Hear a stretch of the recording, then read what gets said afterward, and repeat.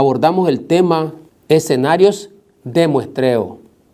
Este es un tema muy controversial, tiene muchas aristas, depende de los enfoques de investigación con que se aborde, el énfasis que tenga uno u otro enfoques, pero existen elementos que diferencian claramente los escenarios del muestreo para realizar una investigación científica. En los escenarios de muestreo destacamos 7 diferentes escenarios. El primer escenario, el muestreo probabilístico, que se implementa para poblaciones infinitas o para poblaciones finitas. El segundo escenario es el muestreo no probabilístico. El tercer escenario es el muestreo en ciencias médicas.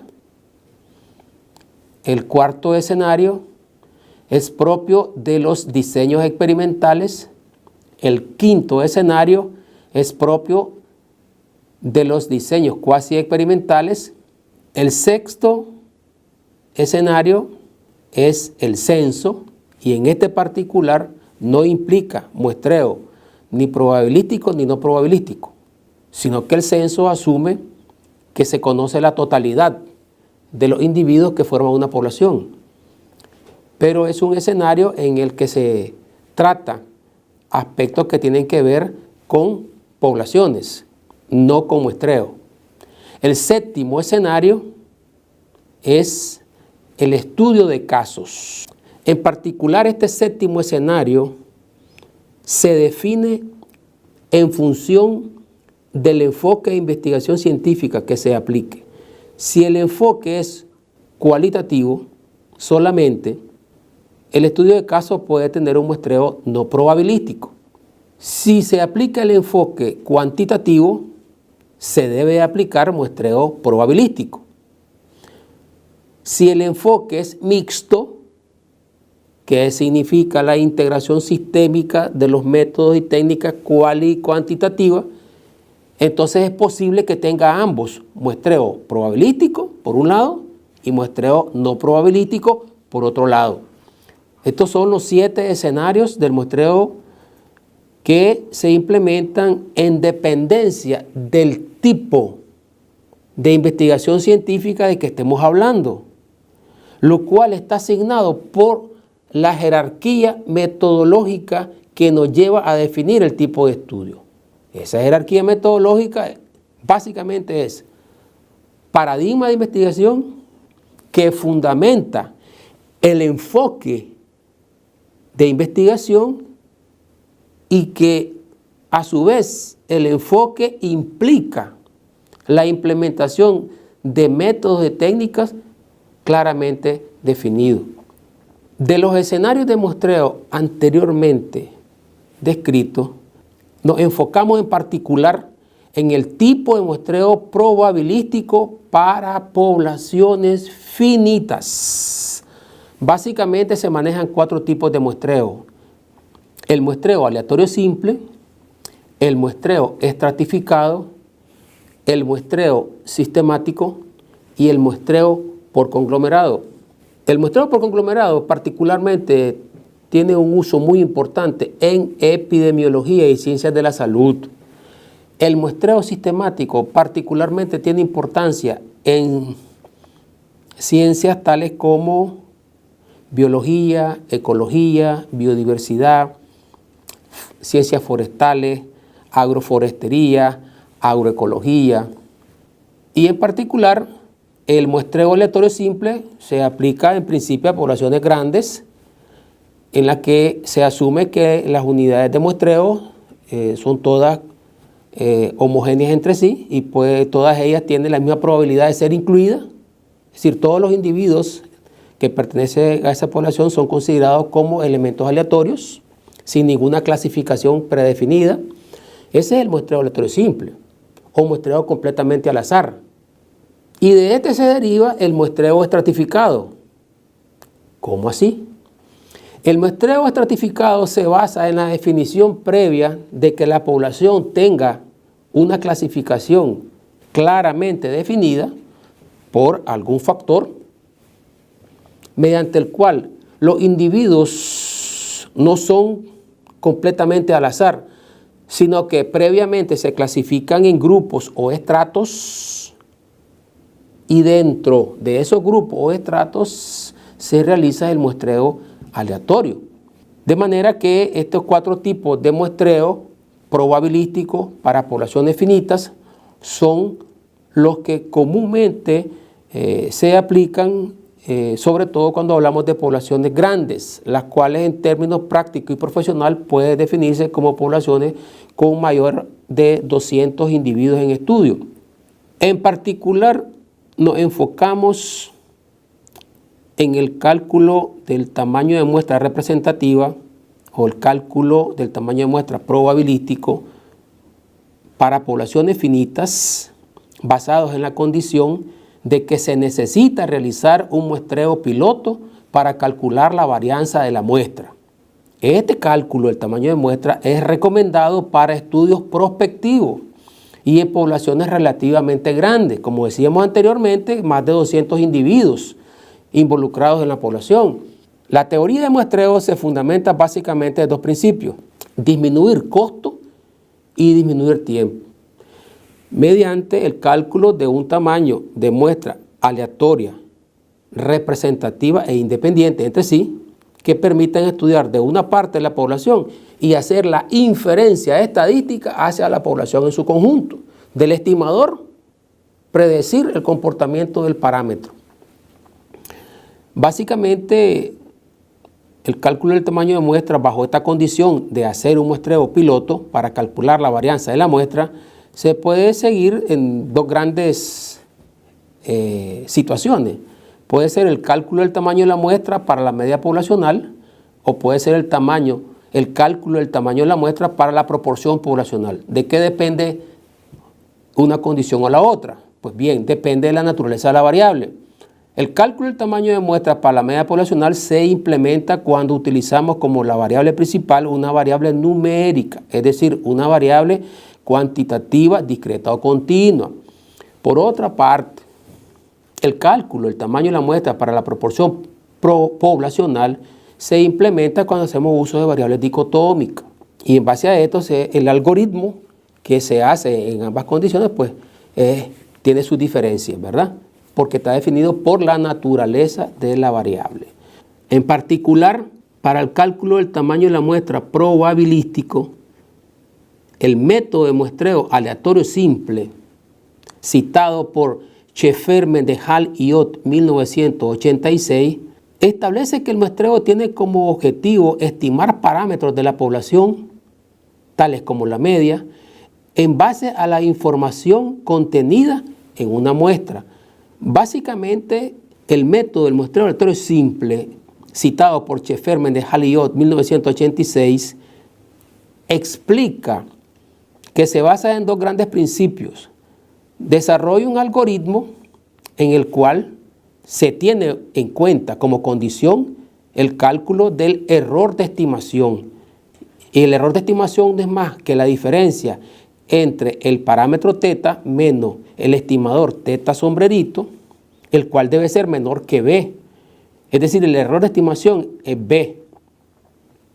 Y por otro lado, se calcula la probabilidad del error de estimación, que debe ser igual a 1 menos alfa, partiendo del principio de que B es igual a 2 veces de la desviación estándar del parámetro teta. De esta forma, el cálculo del tamaño de muestra basado en el cálculo de la varianza de la muestra a través de un pilotaje es una fórmula definida, ustedes la verán en pantalla, por n, el tamaño de muestra, igual a n mayúscula, la población, por la varianza, dividido entre la población menos 1 por d más la varianza, donde d es un factor igual a b al cuadrado sobre 4.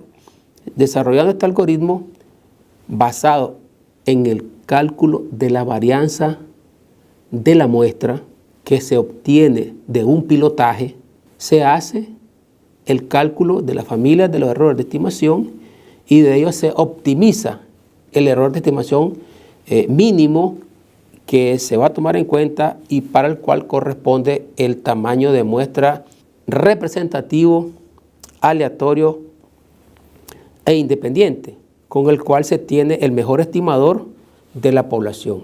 Por otra parte, tenemos el cálculo del tamaño de muestra probabilístico para poblaciones finitas, en la cual no se necesita la condición de un muestreo piloto para calcular la varianza de la muestra. Y no se necesita, ¿por qué? Porque el tamaño de la muestra se calcula asumiendo el máximo error de estimación bajo el axioma estadístico de P igual a Q igual a 0.5. En este caso, se implementa el método citado por Mosch-Galindo, 1996, y se corre el algoritmo de calcular el tamaño de muestra. Ustedes lo verán en pantalla, esta diapositiva, igual a Z al cuadrado por P por Q por N mayúscula, el tamaño de la población, partido el tamaño de la población por el error de estimación al cuadrado, más el valor de Z al cuadrado por P por Q. Este algoritmo tiene simetría en cuanto al nivel de confianza y el error de estimación, porque en este caso, asumiendo que el P igual al Q igual a 0.5, entonces el nivel de confianza, 95%, error de estimación, 0.05, y así sucesivamente. Va cambiando el nivel de confianza en el modelo de cálculo de Mosch-Galindo y va cambiando también el error de estimación, pero va cambiando proporcionalmente, porque P más Q es igual a 1, es decir, el nivel de confianza y el nivel de error debe dar 1. Este cálculo, siguiendo el método citado por Mosch-Galindo en 1996, lo recomendamos para estudios retrospectivos. ¿Por qué? Pues muy sencillo.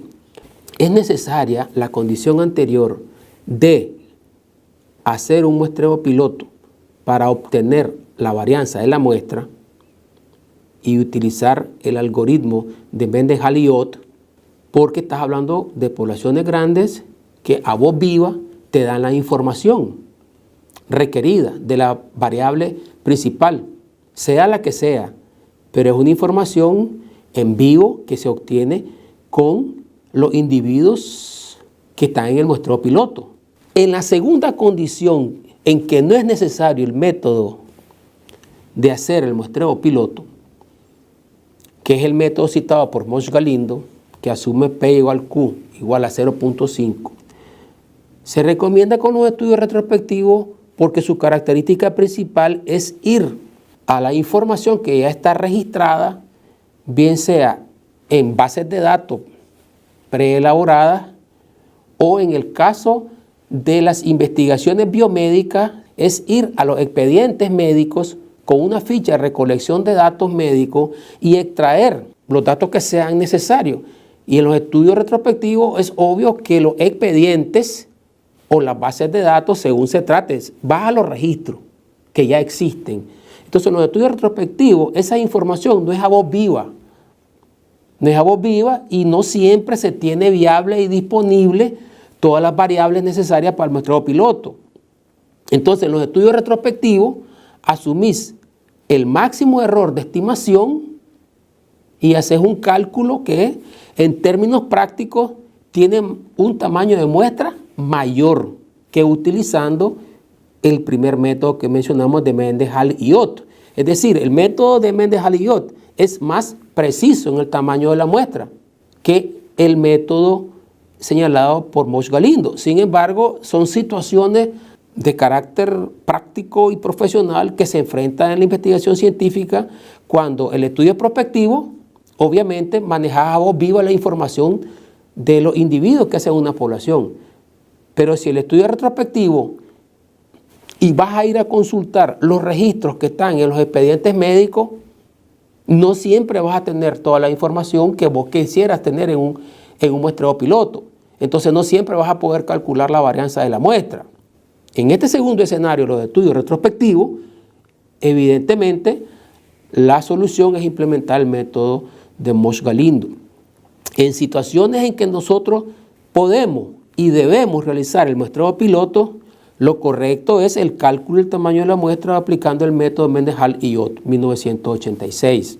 Ya para concluir el tema de los escenarios de muestreo y en particular para el cálculo del tamaño de muestra probabilístico, invitamos a los interesados en el tema, sobre todo los participantes del curso de Metodología e Investigación Científica de UNAM Managua, los invitamos a que vean el siguiente video en el cual se explica el desarrollo del cálculo de cada uno de los métodos para calcular el tamaño de muestra para poblaciones finitas. De manera que tendremos que hacer uso de otro software para videograbación como el Camtasia o el Premium para que podamos explicar en detalle el cálculo matemático mediante el cual se obtiene el tamaño de muestra representativo, bien sea por un método o bien sea por otro método, porque tienen algoritmos diferentes, sus fórmulas tienen criterios diferentes, cómo utilizar el nivel de confianza y el error de estimación, pero ambos son válidos y ambos son exactos, solo que tienen validez para una condición o para otra condición. E igualmente ocurre con el algoritmo que tiene que desarrollarse para el cálculo de tamaño de muestras para poblaciones infinitas, que tienen un algoritmo diferente en condiciones de población de estudio diferentes. Entonces los invitamos a los interesados en el tema para que podamos ver el cálculo matemático de cada uno de estos tamaños de muestras probabilísticos que corresponden con uno de los 7 escenarios de muestreo que hemos destacado en esta conferencia. Muchas gracias. Saludos.